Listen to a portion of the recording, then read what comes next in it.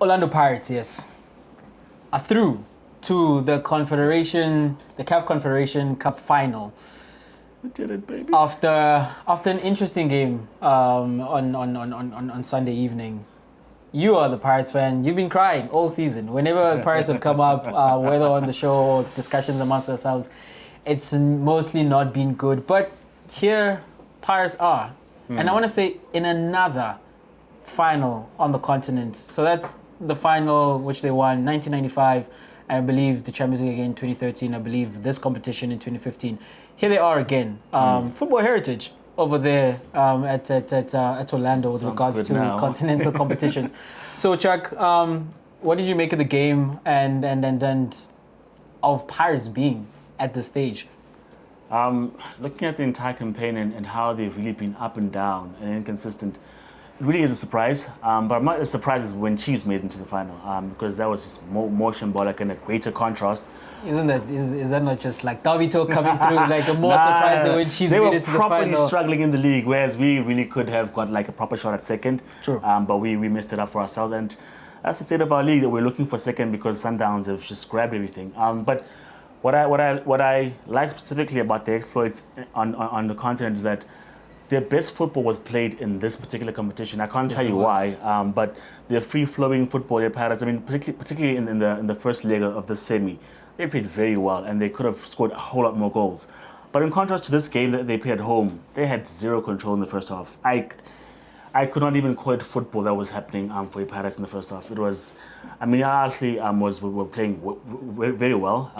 Tripoli, yes, to specify Tripoli, the Libyan counterparts, not the Egyptians. But what they did was that they put pressure on Pirates, played a very slick game, and questionable decisions here and there, because Pirates had the rubber of the green like for the entirety of the first half.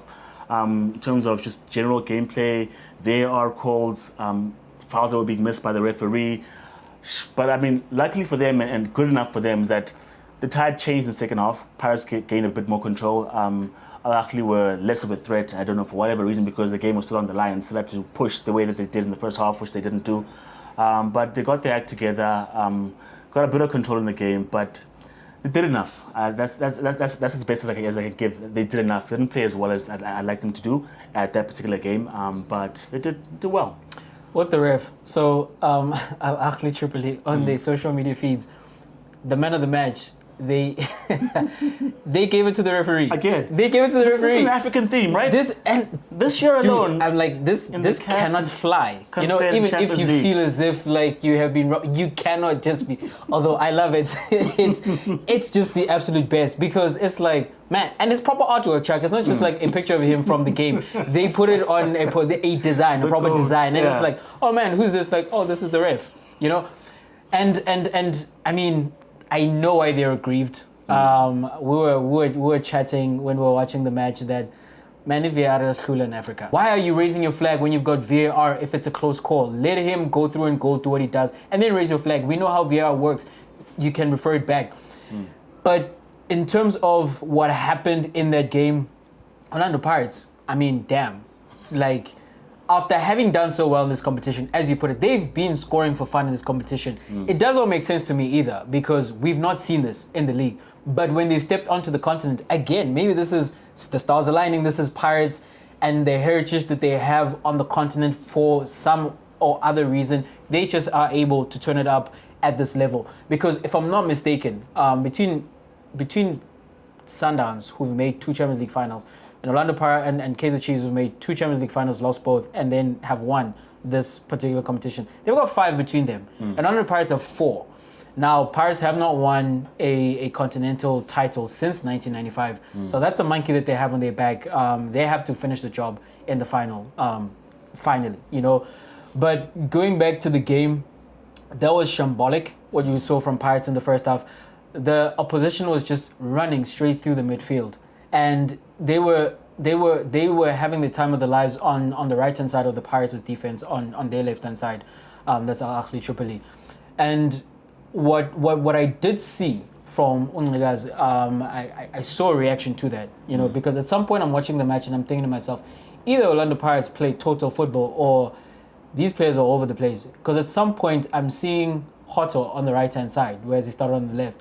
But when you see what he did, and this was impressive for me because I'm like, okay, the coaches who have caught a lot of flag, Ufatu as well as Unriazi from the fan base, did notice that they were struggling right on the right-hand side of defense. But then you see they bring on Undlov, and he then slots in on that right. Then Shandu goes to the left because Shandu was just having the time of his life, running up and down. 2.0. That's exactly what I was thinking, Chuck. That's exactly what I was thinking, that he is Thabo Matlaba like 2.0. And he doesn't have his partner in crime with the left back. I just forgot his name now. Umako. Mako is out because of a head injury that he sustained in one of the games early on in the season. And so that balance is not there. Pirates do love sending their fullbacks like up high and wide. And so the balance that I saw then is that, okay, show up the defense by bringing on Ndlovu on the right-hand side. And then you switch Hoto onto the right-hand side, so you still have the attacking verve on that side. And then you have Shandu playing on the left, and he's overlapped because the left back on that side was not doing that. So that was good for me to see tactically from the coaches. And you didn't see a lot of chances then as much from the opposition in the second half. They finally did get their goal towards the end of the match, but they only have themselves to blame because they had so many shots on target, but they did not convert. Mofore had a busy night in goal, but ultimately, if you do come into the second leg with 2 goals, a 2-goal lead, and you both of them are away goals, you just don't need to concede. You just don't need to cede your advantage. But that doesn't mean that just let them play. You know, that was concerning. But based on what we've seen prior to the stage of the competition, if the team that showed up in the earlier rounds in the final is the one that we see playing in that final, then I think the Ghost can have a confidence going into that game in Nigeria.